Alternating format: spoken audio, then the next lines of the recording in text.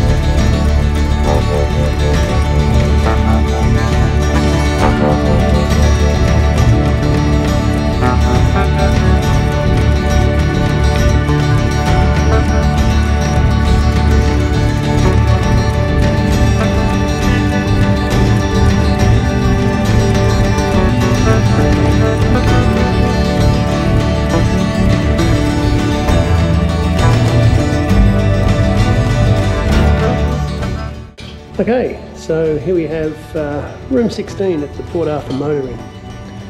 Quite a compact little room, large TV, a couple of easy chairs, table, another chair, double bed, queen size, possibly just queen size, a few little, I'd say quite kitsch pictures,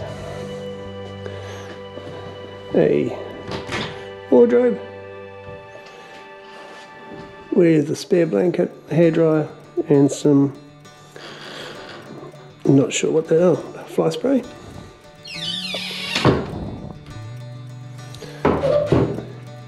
Very small fridge, milk, water. Oh, to bend down a bit. Kettle, glasses, cups. And bathroom.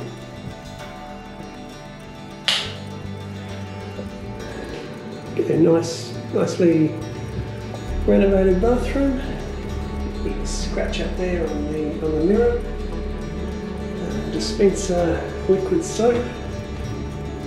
And reasonably small shower.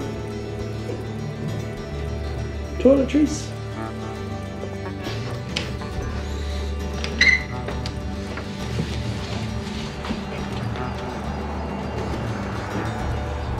We also have a view on a balcony with of the historic penal settlement at Port Arthur. Yeah, step over the balcony and you're in the penal settlement, although you're probably going to have to pay quite a large amount of money for a ticket. A little longer than a few minutes later.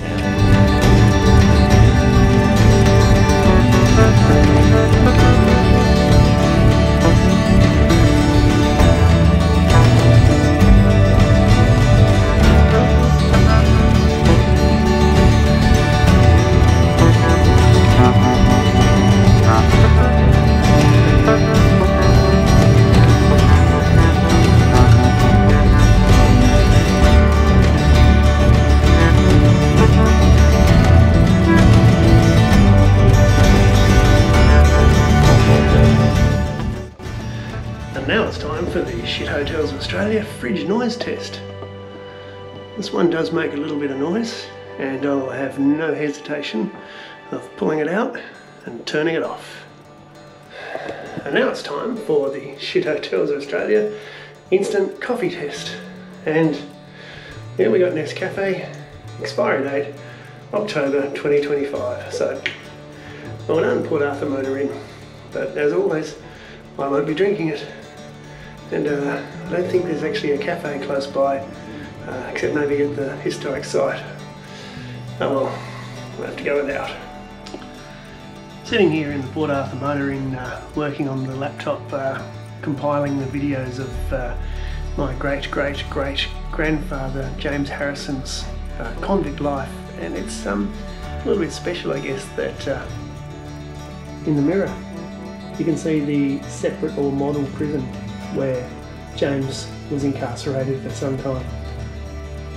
Pretty cool.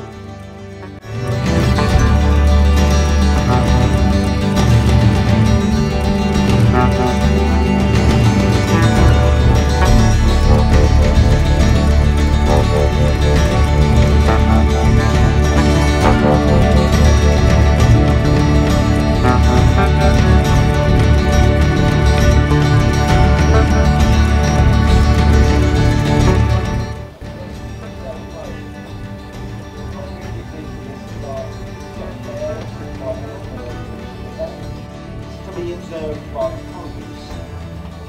Rule 64.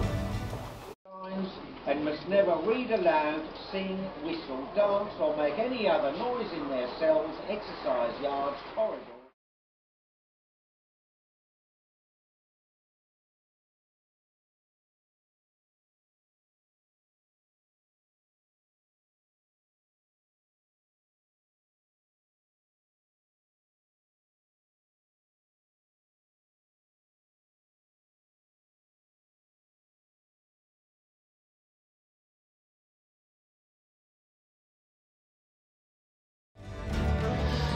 So imagine spending 3 months in this space, only allowed out for 1 hour's exercise a day, in total silence,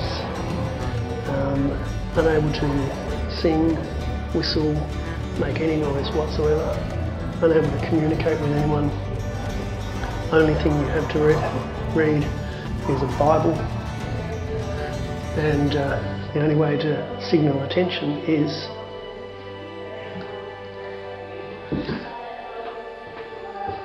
to summon the guards with this.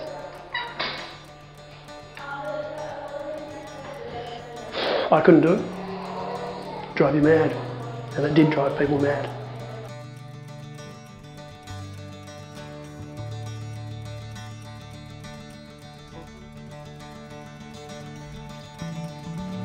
So now let's check out the TV. It's a Blaupunkt TV. It professes to have Netflix and YouTube. Okay, so goes straight to the smart screen, so it tells us we want to be watching Netflix, so let's try and watch Netflix, see if it is a smart TV or not. Ooh, looking good. Taking a bit of time.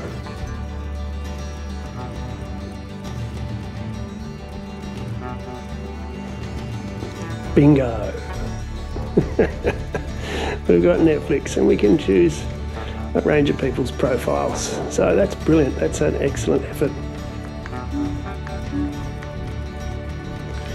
Okay, so if Netflix works, we've also got YouTube, we've got Prime Video, we've got iView and KO. So we've got to hit the jackpot if all these work.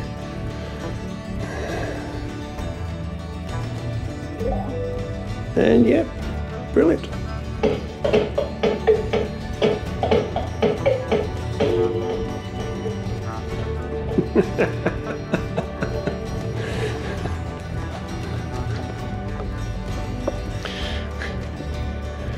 It's great being able to watch yourself on TV, isn't it? Or maybe I'm just narcissistic. 1 hour later.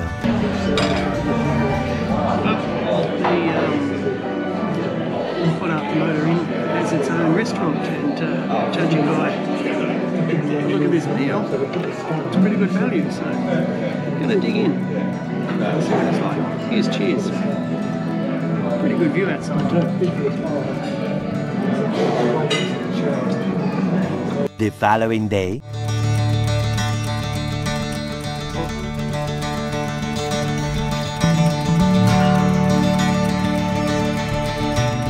So while compared to Kingston or Norfolk Island, Port Arthur is very much a tourist destination, and of course therefore is absolutely full of tourists, making it somewhat difficult to get some reasonable shots without intruding on other people's privacy.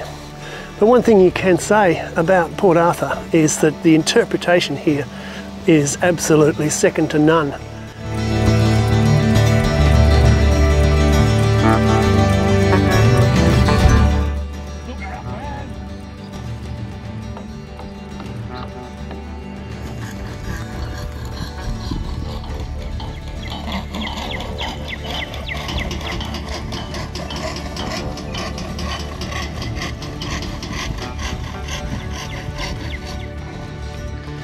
wondered about the fly spray in the cupboard, but amazing what comes in handy.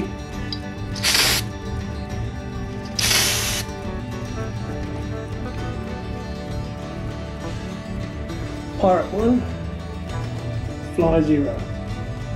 Oh, make that Pirate 2. So with the noise of kids running up and down the veranda and people walking up and down outside, and the fact that you can hear people sitting drinking on the veranda just outside and from the rooms next door, doesn't augur well for a better than home bonus. But maybe that fridge is going to be the least of my worries. But nevertheless, I mean, it is just an amazing sight. And if I do have to put earplugs in tonight, well, that's just a small price to pay for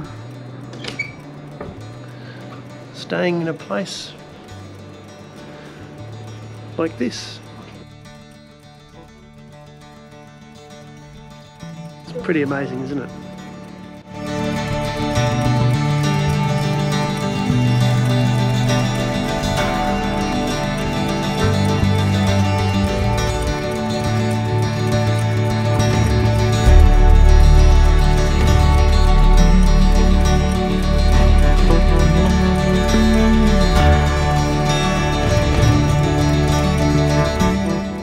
Not only can you see the Port Arthur historic site from the Port Arthur Motor Inn, but you can see the Port Arthur Motor Inn from the Port Arthur historic site.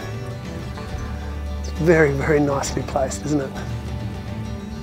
So apparently health authorities strictly forbid cooking or food preparation in guest rooms.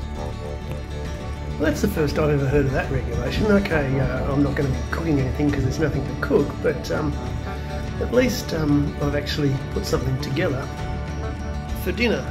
And whilst it's not food preparation in that everything comes out of a packet, the fact that this is Sunday night here and in Port Arthur, and the restaurant at the Port Arthur historic site is closed, the restaurant at the Stewart's Bay Lodge is closed, and the Fox and Hounds restaurant is apparently open, but they wouldn't answer the phone when I rang them to make a reservation, and I didn't feel like eating in the restaurant here at the hotel again. I thought I would purchase some food, and no, I didn't prepare it, I just ate it. Later that same evening. So it's night 2 of my 2-night stay here at the Port Arthur Motor Inn, and I must apologise for actually not doing a lot of shots of the hotel and the facilities, because I've just spent so much time filming. What is it? 1, 2, 3, 4 videos in the Pirate in Chains series on the other channel. But firstly, the rack rate for this hotel. And first I'll give you the circumstances. One, we're in the middle of the #1 tourist attraction in Tasmania, by far. It's peak season. Today is Sunday the 14th of January. And yeah, the rack rate for this hotel, or Motor Inn, in the prime location where it is, $150 a night. I mean, compared to some of the other shit hotels I've stayed in recently, including the ones I travelled down from north to south, $150 is really, really good value considering. Anyway, I've got to get up really early tomorrow morning and get out and shoot some more footage out at Point Pure, and then fix up a few glitches on the Port Arthur site and one other site. So I guess tonight we'll do the pirate score. You are without doubt the worst pirate I've ever heard of. But you have heard of me. Drink up, you hearties, ho-ho. Got to do what the pirate says. Okay, so first up, cleanliness and upkeep. The room is quite clean, if a little dated. There weren't too many upkeep real issues and glitches. So apart from the datedness, which will bring it down, it was pretty good. But so for cleanliness and upkeep, 3 stars. Facilities. Well, there weren't any cooking facilities. In fact, there was that warning that the health authorities forbid cooking or preparation of food. I mean, come on. But the table was really good. I spent a lot of time sorting out the video shots for the other series, and a lot of room on the table, so that was really good. Chairs are good too. Veranda's good to get out and sit on. And one facility that was really useful was that provision of the fly spray. So thanks Port Arthur Motor Inn for that thought. That was really, really helpful. But all in all, there weren't that many facilities. So for facilities, 2 stars. Add-ons. Well, had a public bar, had a restaurant, had a laundry. I didn't shoot the laundry because there were people actually in there at the time when I went to shoot it. There was no pool, but then again, this is southern Tasmania, and people who invest money in a pool to have it used maybe 2 days a year. I mean, today, as I said, 14th of January, and it got to a maximum of 18 today, but it was pretty chilly, so you can understand why there was no pool. But the best add-on of all is out the window here. The Port Arthur Historic Site. Right out the window of your hotel. You can just scroll down onto it. Make sure you buy your ticket though. So for add-ons, 4 stars. Entertainment and Wi-Fi. Well, you can see I didn't even bother to check the free-to-air channels, and I probably should have done because I watched the ABC News tonight, and the free-to-air reception was breaking up a bit, but that's neither here nor there when you've got that smart TV with Netflix, YouTube, Prime, KO, everything you needed, and streaming really fast. I mean, we're in wireless broadband territory down here on the Tasman Peninsula, and the Wi-Fi was just absolutely impeccable. So for entertainment and Wi-Fi, 4 stars. Bed and bath. Well, the bed was a little bit too soft for my liking, but it was warm, which was really good. The shower was reasonably small, and they make a comment that they're actually on tank water down here on the peninsula. And so, mindful of that, I got in under the shower pretty quickly, but I'd almost actually finished my shower before the water had warmed up completely to its hottest, and I actually had to add a bit of cold to cool it down. So that's not necessarily a criticism. It did get hot in the end, but if you want to conserve water, yeah, a bit of an issue. The basin had a plug, although it did actually leak. And the bathroom, whilst it looked reasonably big, was actually quite cramped when you went to dry yourself. Your elbows sort of stretched out to both walls. So for bed and bath, I'll give it 3 stars. Service. Now, I arrived here at about 4:15 on Saturday, which was sort of at the time that everybody seems to arrive at hotels, and I found that reception was actually closed. Reception opens from 8 AM to 4 PM, which is quite sort of strange opening hours. It'd probably be better off if they closed in the middle of the day. But reception was available in the restaurant, and they checked me in pretty efficiently. The staff there were very friendly, if a little, I mean, we'd probably describe it as Tasmanian country, which basically is shorthand for a little bit unsophisticated. And I can say that because I live in the Tasmanian country. But yeah, friendly service. So for service, I should say, the room was serviced today as well. New towels, again, double the lot of shampoo and soap, even though I hadn't completely used the others. So yeah, the room gets serviced every day. So for service, 4 stars. And now the one you've been waiting for, the better than home bonus.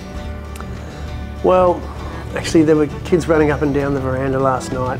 The noise between the walls is reasonably loud. I did talk about that fridge, which I was prepared to turn off, but in the end, no, it was earplugs in, but that's okay. I wasn't looking for a better than home experience because I've got the Port Arthur Historic Site outside. So unfortunately, Port Arthur Motor Inn, no bonus.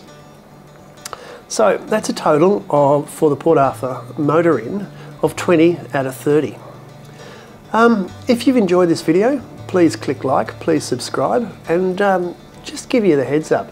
Even though I got 20 out of 30, which is a reasonable score, I actually would really recommend you come and stay at this motor inn. Not necessarily for the facilities in the motel itself, but for that outside. You could not get closer to a World Heritage historic area than you can from this motor inn, and it's just an experience that you cannot get anywhere else. So thanks for the stay, Port Arthur Motor Inn, and if I have to edit any of these videos and reshoot something, I'm certainly coming back. Okay, thanks for watching. Catch you again some other time, hopefully not in a shit hotel of Australia. Cheers. They think of everything, if you've been there, don't they?